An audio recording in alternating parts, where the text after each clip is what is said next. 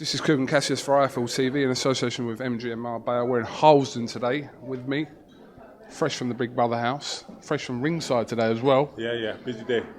Audley Harrison, what's happening, Audley? Yo, what's happening in IFL London? We film stuff. I'm Still filming stuff. I'm filming stuff. I'm very good. I've had a great day, man. This morning I went and spoke at a school that I was expelled from. They wanted me to speak at the school, so I've done that this morning. And then I went to Stonebridge, which is around the corner where I grew up. They're trying to close the playground, venture playground, so I went there. And then obviously I done ringside. And now I'm having a little dinner party so that all my cousins and everyone can see my little one, Hudson, my little nipper, 15 months. Beautiful little baby. Thank you. I haven't watched ringside, but I kind of saw the tweets going ringside. You were set with Anthony Joshua. Yeah. Is that a fight that Adam Smith was trying to push? No. Adam Smith didn't try and push that at all.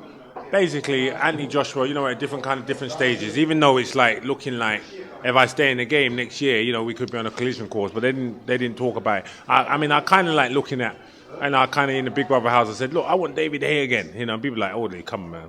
But I'm like, really? I'm like, remember in the house, I don't know if they showed it, but I said, there is no greater burden than an untold story. And the beautiful thing about going in the house was Kelly came in the house and corroborated about all the bullshit that they used to do to me, to block me. Every week they said they used to meet about who they were to mess up. And my name was on that list every week. So to have that burden now lifted and corroborated, I really feel like I've lifted, because part of the reason why I didn't want to give up and I stayed in the game was I wanted to tell my story about how much I got messed up coming up. And so to have that burden released and have Kelly corroborate, and see, I'm calling her Kelly now, playing the game. Have it corroborate, I really feel lifted. So I know I've only got a little time left in boxing, but I really want to see how far up the hill I can go. Because, I lost myself mentally, and, I spoke about a nervous breakdown in there, but really it was like a spiritual awakening. And so now that's all out there and it's over, that's all gone.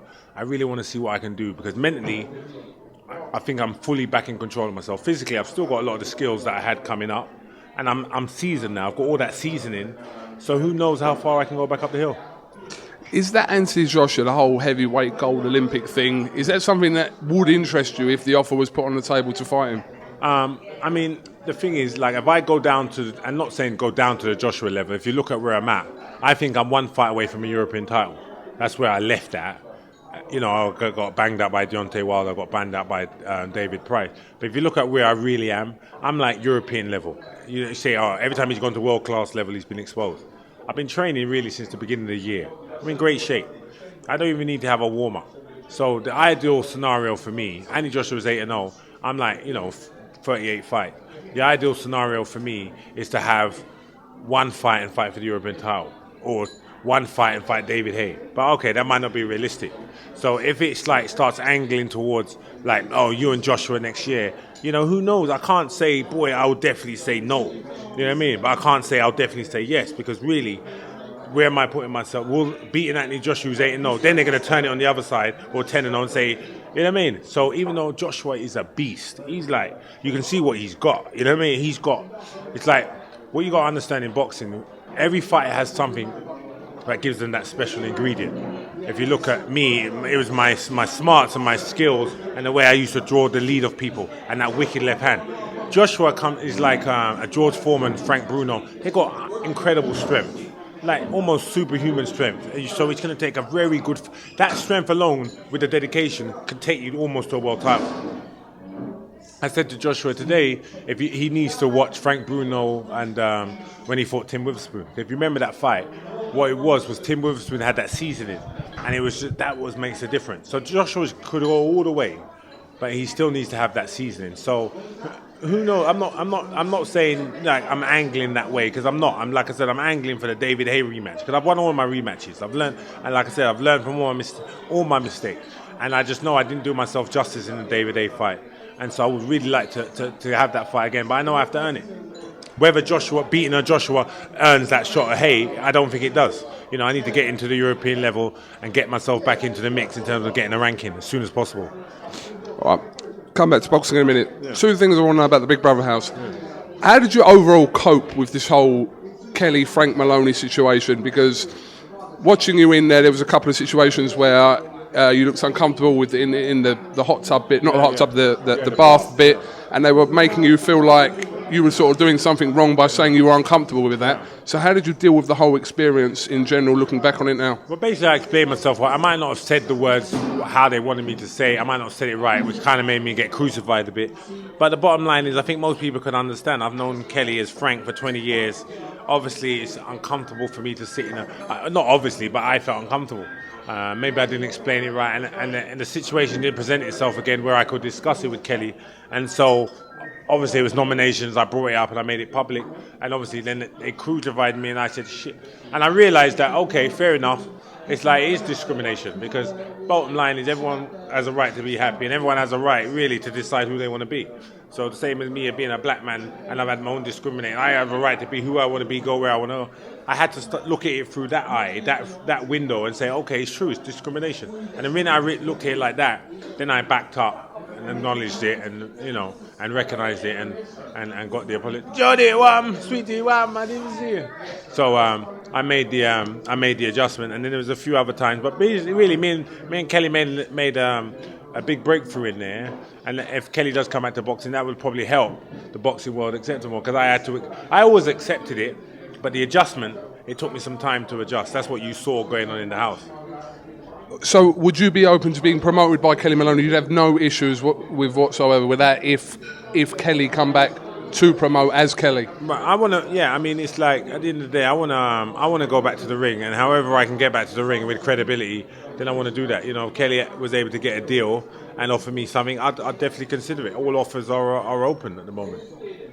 Second question about the Big Brother house. How did you not bang out that James Jordan? Seriously, no disrespect, but he seemed like he was overstepping the mark with a couple of his comments, to be honest, if I'm being honest. He was cruising for a bruising, but what you got to imagine is, at one point I said to him, look, call me Audrey again, or talk about the 79 seconds again. I had him over the kitchen, him and George, and I was like, call me, and he wouldn't call me. He said, I'm not going to call you again. I said, call me again, he wouldn't call me.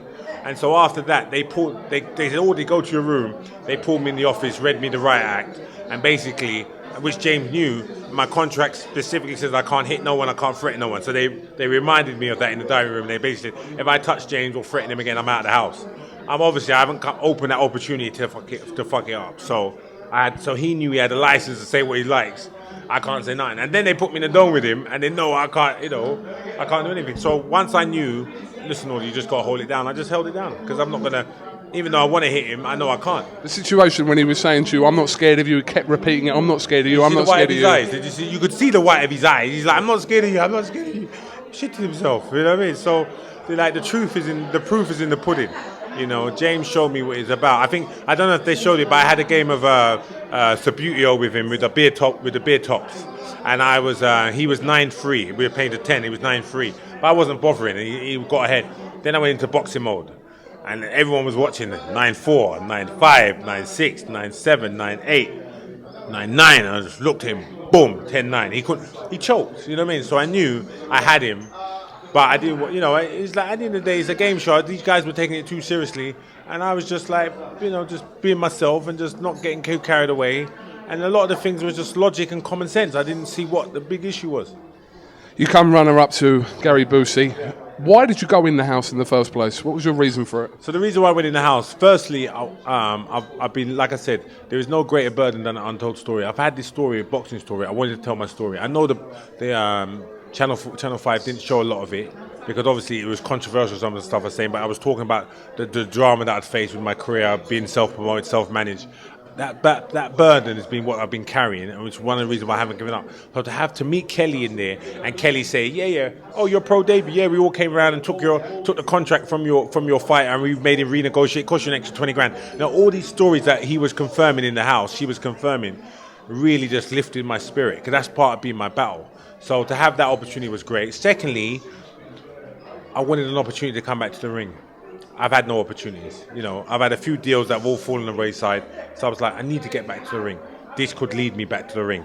Obviously, it's gone way beyond my expectations. It's like I won a gold medal. Everywhere I go, policemen are jumping out of their engine, stopping their car. Firemen are coming out. It's been black, white, Chinese, Indian, Asian. It's like I've won a gold medal. The papers now, boxing superstar, one of Britain's greatest boxers. I'm like, wait a minute, you're the people last week that called me fraud and everything else. So it's been an amazing turnaround. I'm grateful. You know, I'm grateful. At the end of the day, if 1,000 people are giving you praise, and you can move mountains. I've had 1,000 people booing me and telling me all this kind of shit, and I've had to stand strong through that and believe in myself. And so now I really feel lifted. I feel like my story's been told. Everyone knows how much the system. I tried to take on the system for the right reasons. Now everyone knows how much they fucked me up, basically. So I feel free. I feel lifted, and I feel rejuvenated. How high I can go up the hill, I'm not sure, but I'm definitely going to give it my best shot, because Audley's turning up. No like emotional and anxiety and all that stuff. That's free, gone. I'm a free man, and so you're going to see the best of me. The best of me at 42 is probably still pretty good. Current heavyweight situation in the UK is pretty much as it has been for the last year or so. Obviously, Tyson Fury is fighting Derek Chisora, and like I said, David Price is sort of kept himself a little way, been having his fights, paving himself into sort of a comeback after his 2 defeats to Tony Thompson. But what's your take on that, on the whole heavyweight scene in the UK in exciting. general? The scene in England is exciting. The scene worldwide is exciting. The heavyweight division is starting to pick up steam.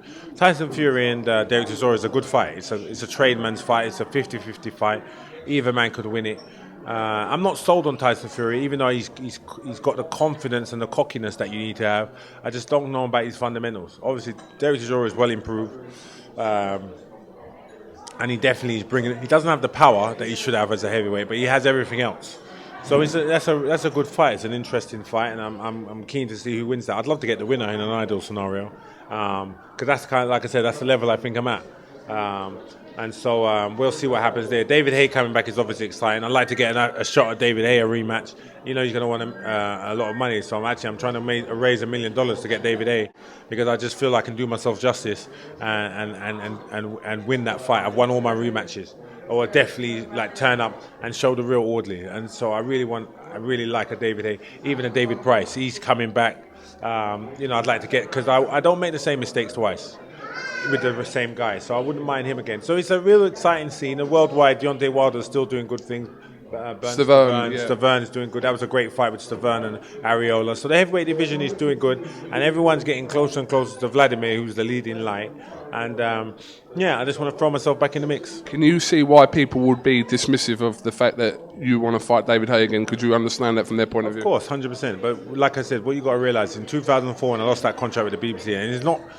You might as well have had a nervous breakdown, and this is what I was talking about in the house. And I had a nervous breakdown. You know, most people don't come back from a nervous breakdown, but it wasn't a nervous breakdown. It was a spiritual awakening. It's just like emotionally, physically, my whole systems were broken down, and I still had to box. That was 2 days before the Thomas Bonning fight. I was in a hospital with a suspected heart attack 2 days before I have to box. It was crazy, but this is the campaign that I was fighting again with the whole BBC thing. And it broke me down, and people said, that was 9 years ago. Well, it took me that long, because I was fighting against, the Frank Warren and his whole campaign. And so every time I came back to England, I was affected by it, and the anxiety and everything else. Picked up a bad gambling habit, and, spending money on there as my little crutch. So the thing is, all that's gone now. All that's gone. And the final the chrysalis of that was seeing Kelly in the house, and Kelly confirming that story. So now it's not bullshit. Everybody knows. So now at least you're going to get, and I'm 42, I know, but you're going to get the best of all the Harrison, because when I'm in control of myself, and as you've seen, like prize fight, the level wasn't high, but I was in control of myself. When I'm in control of myself, you've seen Danny Williams too, in control of myself. You see Michael Sprott with one arm, I can move mountains. You understand? A Michael Sprott rematch, I had one arm. From the third round, it didn't faze me. I beat the guy with one arm. So when I'm there mentally, I can move mountains. I'm a special kind of fighter that can do that. And the average fighter can't do that. But it takes me to be in the right place. And preparation is obviously all important now, because Superman's no longer here. I have to be ready. So, yeah, wife is here. Hey, baby, come with me, wife. Come with. This is the lovely wife. Hello. I know I've kept him, but I'll be like 3 minutes, and he'll be back with you. How are you? Good. This is the lady boss here. This is wifey, Rachel Harrison. Nouveau Salons. Remember, anytime you're in LA, iFilm crew, come to Salon Nouveau. But I did come there, you know that, didn't you? You did come there. iFilm came there, but when you people watching, come out there, come get a blow dry in the salon in Calabasas, where all the celebrities go. Because that's how we do. So me and the beautiful wife are going to go eat some food, and the family. I've got all my cousins are here. And wifey's obviously coming to drag me over there, and so it looks like this interview could be coming to an end real soon. I will have him for 2 minutes, and it'll be all yours. I promise. All right. Oh, that was a lovely moment. All right, listen, Audley, little man, get little man in. This is the young one. This is my young son, Hudson. Yo, what's young happening? Lion, young Hudson. Everyone's getting to meet him today. Say hello. He's just like that. He wants control. Say hello. Say hello. Say dada. So this is Hudson now. Dada. Say hello. All right. This is real life. Forget the fame. I know. This is I've seen all your kids families here. And raising the kids right. That's what it's all about. Yeah, absolutely. All right. Well, listen, Audley. Thanks for talking to IFL TV. Thanks for giving me a bit of time. Sorry to intrude on your family thing. For you, anytime. Right. My personal, private. I know. Nobody knows. I'm in the ghetto, in the let jungle. me in, yeah. I let you in because you're the man. I film London because you film stuff, and I like it. Stuff. You film. We film stuff. All right. Well, listen. This is Coogan Cassius for IFL TV with Audley Harrison. Thank you very much for You're watching. See me in the ring real soon. So listen, I'm not bragging. I'm not boasting. This is just like I have to finish this journey. You must understand that, people. I know. Don't write me off. Don't crucify me. I have to finish this journey, and I'm back in control and do myself justice. Win, lose or draw, I have to finish the journey. I know they're pushing for the Joshua thing, or they're starting to mention. I don't think that's the right road for me. I want to go a little bit up the scale. But I'm wishing Anthony Joshua all the best, and who knows. But I'm focusing on, love David Haye again, David Price, that's where I want to go. Get me in the mix with Tyson Fury, Derek Chisora winner. Happy to go straight in there. Thank you very much.